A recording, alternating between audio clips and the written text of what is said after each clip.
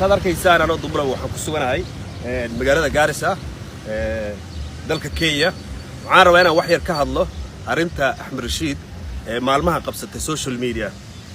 دور نوع ما نقول جينا ومدة وناكسن صومالي ده كنا قن مجال نيروبي جارهان حافظ إسلي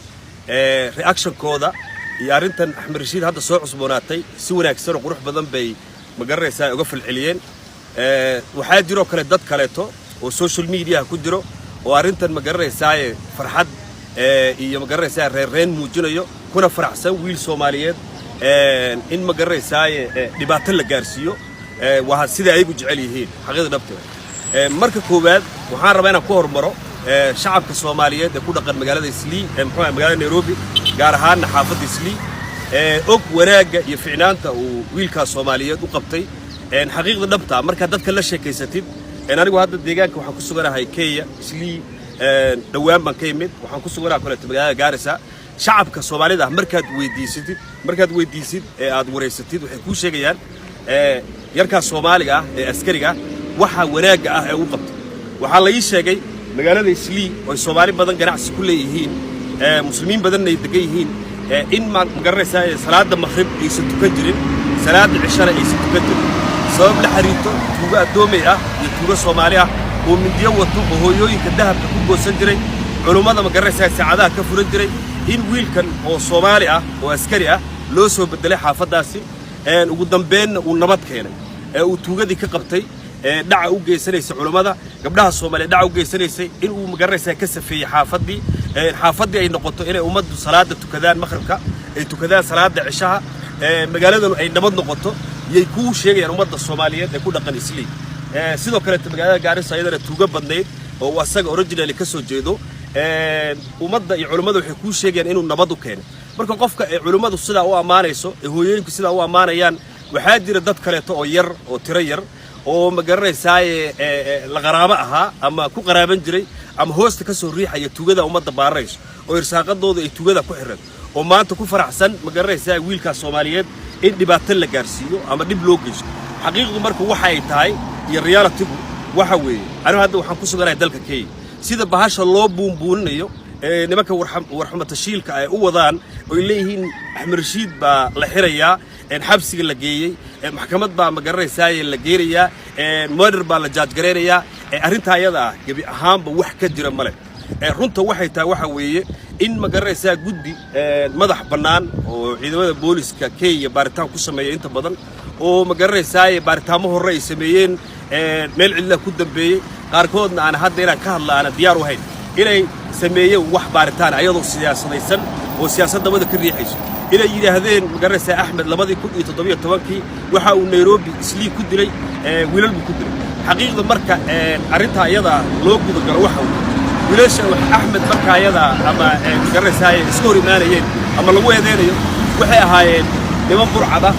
ودت كتير حقيقة ضبط أنا وحوي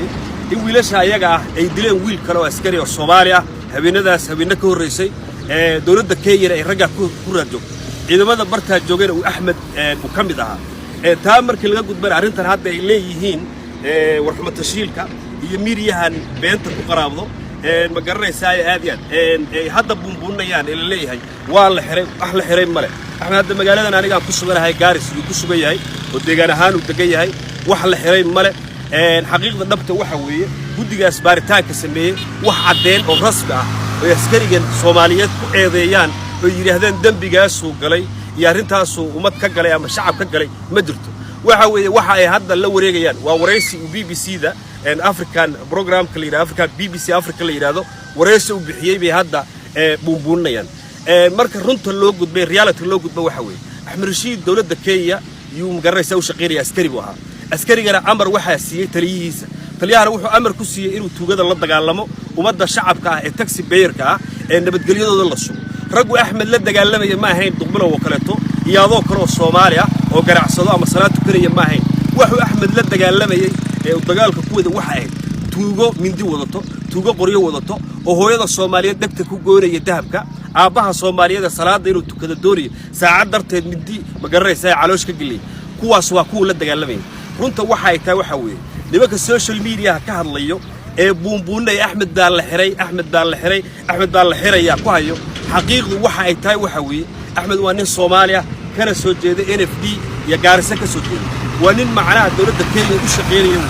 amarka uu ku shaqeynaya dawladda Kenya ka soo baxay askarta Kenyaanka ay tuulada la dagaalamaysa iyo kamid ahaa waxa weeye Axmed xirid uma dhawo lana xiri maayo xaqiiqdu waxay tahay waxa weeye arrintan hadda ay nimankan siyaasaddu ka dambeysay waan ogahay duqbulow wax walba oo ma garanaysaa Axmed hadda dul heehaabayo ee miidiyaha laga barabagaadeeray waxa la socda gunteedii meesha ka timid ragga dhaqaalaha ku bixinaya la soconnaa ee Nairobi ku sugan ee qurbaha ku sugan arrinta ayadana waa laga daba tagayaa si waxa looga daba tagayaa sharciyeysan waxa weeye ayadana waa la soo afjaraya xaqiiqdu waxa ay tahay in ma garanaysaa ummaddu ay runta ogaato runtana waxa weeye Axmed ma xirro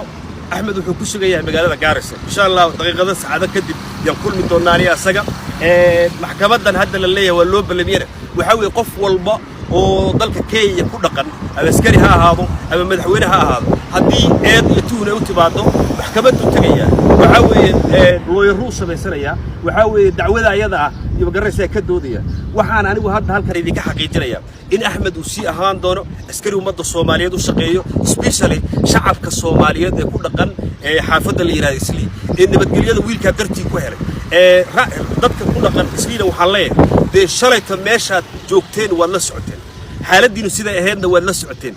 maanta sida ay tahay nabadgelyada iyo guryaha Nairobi ka dhisanaysaan wiilka Ilaahay dartiis ma garanaysaa Ilaahay ka sako dartiis ku hesheen waa Axmed Rashiid waxa la doonayaa shacabka Islii ku dhaqan nimanka siyaasadaysan ee qabyaaladda iyo ma garanaysaa lacagaha ku bixinaya wiilka yar ee nabadgelyada keenay in hantidiina ay boobaan dhulkiina ay dhacaan oo tuuga la idinku soo fasaxo oo hantidiina iyo ganacsigiina la baabiyo doonayaan Raisli waxa la yaaro duqbulow soo baxa oo banaanka u soo baxa oo dawladda Kenya iyo guddigan ma garanaysaa hadda ma garanaysaa aan dareemayna in already gacmaha lagu jiro siyaasadda gacanta kula jirto in runta loo sheego la yiraahdo Axmed annaga dhibaatana ma uusan gaarsiinin ee dhibaatada waxa uu ku hayay waxa ay tuugada annaga dhibaatadina weys xaqiiq dhabtay waxa la marka kuwa beenta iyo barbagandada social media la taagan adeer real beentaasi waxa weeye duqbulow hadda soo afjar bartaan ku suganahay waa magaalada Gaarisa Axmed Gaaris ku sugaya mixir cid xirayso iyo cid u soo dhawaanayso hab yaraatay ma jirto guddigan hadda ma garanaysaa BBC-da iyo idaacadaha warka soo galiyay ee nidaamkii saxda ah ay raacin ee oraya Axmed baan xiraynaa Axmed Gaaris buu ku dhashay Gaaris buu degan yahay cid u baahan inay xirataan ha timaado Gaaris ka qaadato aad iyo waxaan leeyahay reer Nairobi iyo reer Islii ee hantida kule ee ganacsiga kule ee nabadda ku ganacsado waxa loo socdo waxa weeye horumarka aad Nairobi iyo Islii ka sameeyeen meesha loo socdo waxa weeye waa hantidiina waxa la doonayaa in tuugadii ma garanaysaa miindiyaha wadatay tuugadii wax dhacaysay in magaalada lagu soo daayaa la doonayaa waxa ka dambeeyay waa siyaasado waaweyn oo isuban weey xaqiiqdu marka waxay tahay waxa weeye in ay taas soo baxdaan banaanka timaadaan xildhibaankiina ma garanaysaa Yuusuf Xasan la kulantaan muujisaan oo tiraadaan askariga aniga wax noo qabanayo sharafkanaga iyo hantanada ma garanaysaa hantidiina badbaadiyay inaad tiraadaan waan u baahannahay kuwaas oo badan baan doonaynaa inaad tiraadaan baa lidinka doonaya wiilasha Axmed oo kale ee ku ma garanaysaa niyadoodii qalbigooda ay ku jirtay in bari ay ma garanaysaa wax idin qabtaan markay arkaan kuwa siyaasadaysan oo qabiilaysan oo doorayo in ma garanaysaa Axmed oo kale oo haliyay oo wadda Soomaaliya wax tarayo inay lugaha qabtaan waxa wiilasha kale weyn iyo jabayaan si wiilasha Soomaaliyeed la idinku soo qodiyo waanaad garab istaagtaan ma garanaysaa garab u noqotaan Axmed u soo baxdaan tiraahdaan guddigan waa musuqmaasuq guddigan waa ma garanaysaa waa corruption guddigan ma garanaysaa dhaqaalaha lagu bixiyay ee ma garanaysaa arrinta ay wadaan ee ma garanaysaa 5 sano kadib la cusboonaysiinay waa arrin ma garanaysaa qiyaali ah aad iyo aad waxaan idin salaamay waxaan ku salaamayaa salaanta islaamka waa waaska duqbulow oo ku sugan magaalada Gaarisa Axmedna ma xirro ugu dambeyntii wuxuu ku sugay magaalada Gaarisa waxa weeye Axmed xirid uma dhawo lana xiri maayo xaqiiqdu waxay tahay waxa weeye arrintan hadda ay nimankan siyaasaddu ka dambeysay waan ogahay duqbulow wax walba oo ma garanaysaa Axmed hadda dul heehaabayo ee miidiyaha laga barabagaadeeray waxa la socda gunteedii meesha ka timid ragga dhaqaalaha ku bixinaya la soconnaa ee Nairobi ku sugan ee qurbaha ku sugan arrinta ayadana waa laga daba tagayaa si waxa looga daba tagayaa sharciyeysan waxa weeye ayadana waa la soo afjaraya xaqiiqdu waxa ay tahay in ma garanaysaa ummaddu ay runta ogaato runtana waxa weeye Axmed ma xirro Axmed wuxuu ku sugan yahay magaalada Gaarisa insha Allah daqiiqada saacada kadib yaan kulmi doonaa asaga